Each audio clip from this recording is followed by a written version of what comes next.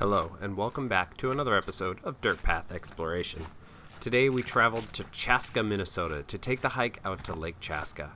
The trail is a 2.2 mile down and back trail and travels a little beyond Lake Chaska. There is virtually no elevation gain at all, and although there were several downed trees within the trail when we took this hike, we still saw several bikers making their way along the route.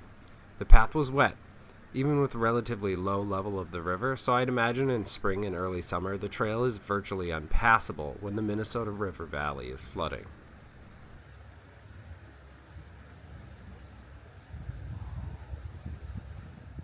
The trail begins by the baseball field at the end of West 1st Street.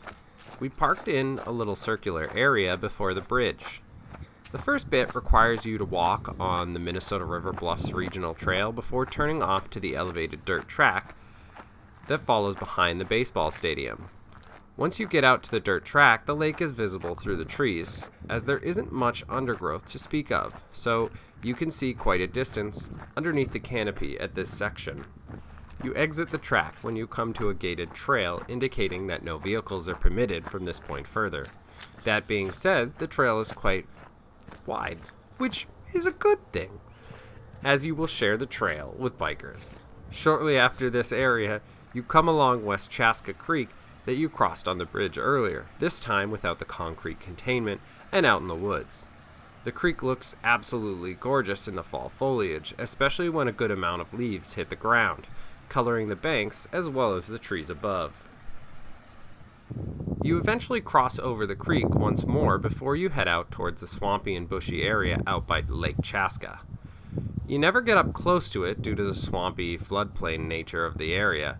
Any such trail is liable to wash out or be unstable. You do still get to hear the birds enjoying their respite out in the water or the nearby trees.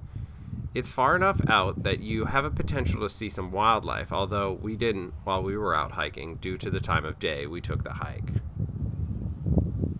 My favorite part of this trail is just before you enter the relatively open area by Lake Chaska. There's a little area that you cross over the creek once more, this time as it passes underneath via a culvert. The whole section was absolutely vibrant from the trees above and the fallen leaves below. It was so mesmerizing, I almost lost my way within it, as there is little to indicate the path besides the fallen branches and trunks of the trees. It was an absolutely night and day difference from the previous section and really popped out once you arrived in it. Thank you for watching, and if you enjoyed this video, hit the like button.